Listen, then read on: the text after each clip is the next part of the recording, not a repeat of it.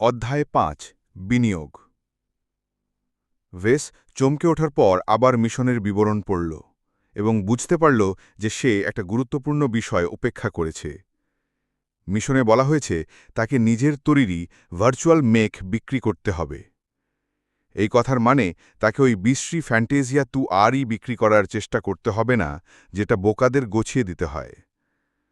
যদি সে এই মাসটা কিছু ভালো মানের ভ্যারিয়েন্ট ডিজাইন করে এবং লোকাল নেটে তাদের প্রচার করতে পারে, তাহলে হয়তো সে বিক্রির লক্ষ্যে পৌঁছাতে পারবে। এক মাসে ১০০টা মেক বিক্রি করা অভিজ্ঞ ভার্চুয়াল মেক ডিজাইনারদের কাছে তেমন কিছু না হলেও ভেসের মতো নবাগতর জন্য এটি এক বিশাল চ্যালেঞ্জ। আমি নিজ হাতে ১০০টা মডেল তৈরি করতে পারবো না, ভেস হিসেব কষে বলল। এই স্তরের পাইলটরা তাদের মডেল নিয়ে খুব বেশি চাহিদা করে না। গেমে ম্যানুফ্যাকচারিং আউটসোর্স করলে কাজ চালিয়ে নেওয়া যাবে। গেমের একটি সুবিধা হলো, যদি ডিজাইনার তার ডিজাইন একবার ভার্চুয়াল ওয়ার্কশপে হাতে তৈরি করে ফেলে, তাহলে সেই ডিজাইনের স্বয়ংক্রিয় উৎপাদন করা যায়। তবে এর কিছু বড় অসুবিধাও আছে। উৎপাদন খরচ দ্বিগুণ হয়ে যায় এবং তৈরি হওয়া মেকের গুণমানও অনেকটাই কমে যায়। বিএসবিএইচ কর্পোরেশন ইচ্ছে করেই এই সীমাবদ্ধতা রেখেছে, যাতে কিছু প্রফেশনাল উৎপাদক পুরো বাজার দখল করে না ফেলে। সবচেয়ে বড় চ্যালেঞ্জ হলো এমন একটা কাস্টম মেক ডিজাইন করা যেটা নিম্নমানের উৎপাদনের পরও কেনার মতো আকর্ষণীয় থাকে।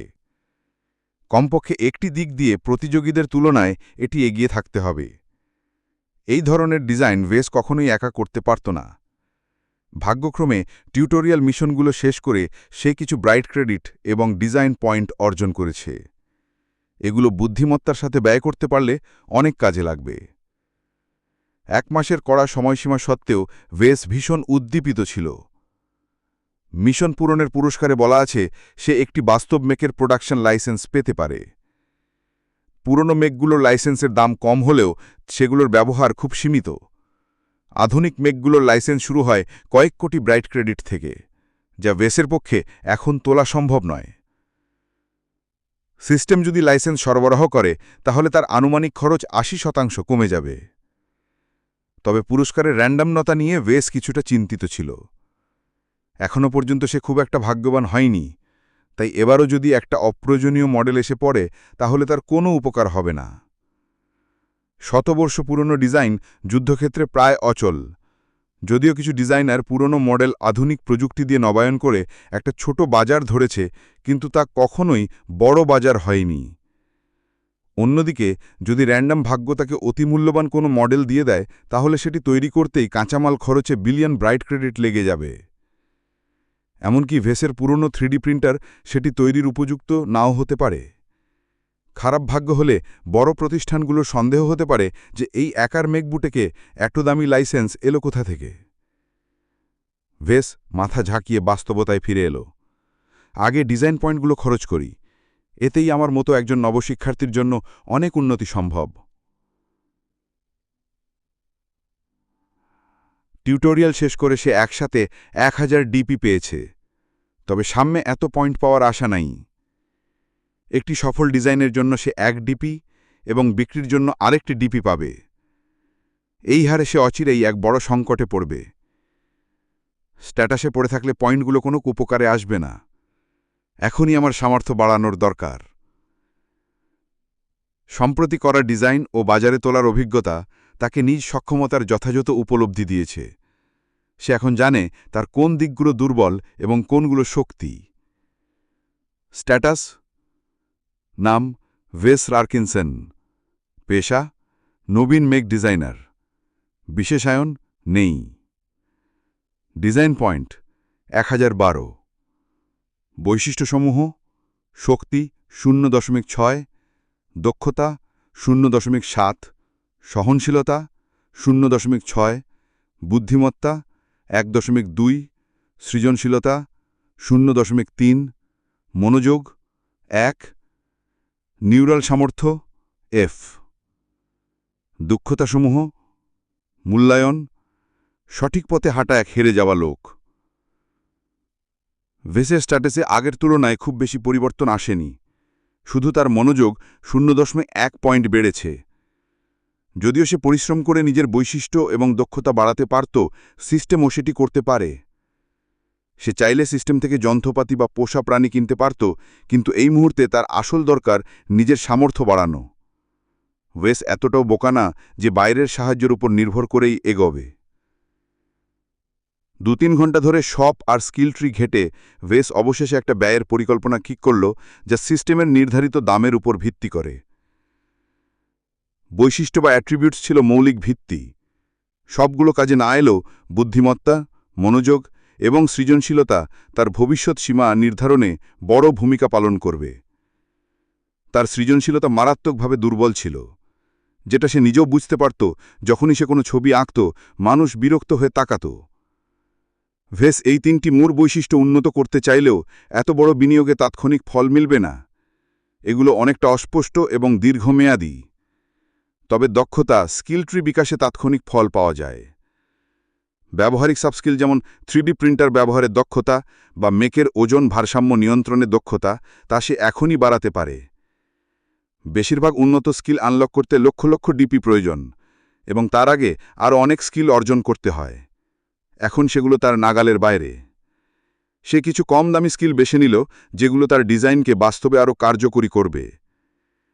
ভেস যে স্কিলগুলো বেছে নিল তা হল 3D প্রিন্টার দক্ষতা I 200 DP, jury review I 150 DP, হালকা বর্ম অপটিমাইজেশন আই 200 ডিপি, গতি টিউনিং আই 200 ডিপি।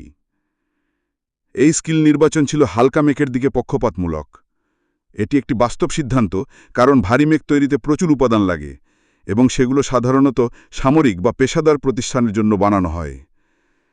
হালকা মেক তৈরিতে খরচ কম এবং সাধারণ বাজারে এর চাহিদা বেশি, তাই ভেসের পক্ষে এই পথই সবচেয়ে নিরাপদ। বাকি পয়েন্ট সে সৃজনশীলতা বা ক্রিয়েটিভিটি বাড়াতে ব্যবহার করল। বুদ্ধিমত্তা বাড়াতে প্রচুর পয়েন্ট লাগত, কারণ সেটি ইতিমধ্যে কিছুটা উন্নত ছিল। সৃজনশীলতা ছিল খুব নিচু, এবং মেক ডিজাইন শুধুমাত্র বিজ্ঞান নয়, তা এক ধরনের আর্টও। যখন সে 0.7 পয়েন্ট সৃজনশীলতা বাড়ালো, তখনই তার মনে হলো মাথায় আইডিয়ার বন্যা বইছে। চারপাশের জগৎ যেন একটু আলাদা লাগতে লাগল। সবকিছু এখন আগের চেয়ে বেশি সুন্দর মনে হচ্ছে।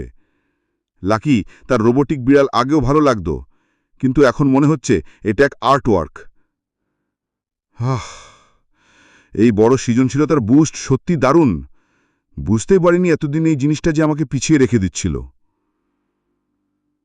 স্ট্যাটাস: নাম ওয়েস লার্কিনসন, পেশা নবীন মেক ডিজাইনার, বিশেষায়ন নেই, ডিজাইন পয়েন্ট 12, বৈশিষ্ট্যসমূহ: শক্তি 0.6, দক্ষতা 0.7, সহনশীলতা 0.6, বুদ্ধিমত্তা 1.2, সৃজনশীলতা 1.0, মনোযোগ 1, নিউরাল সামর্থ্য F।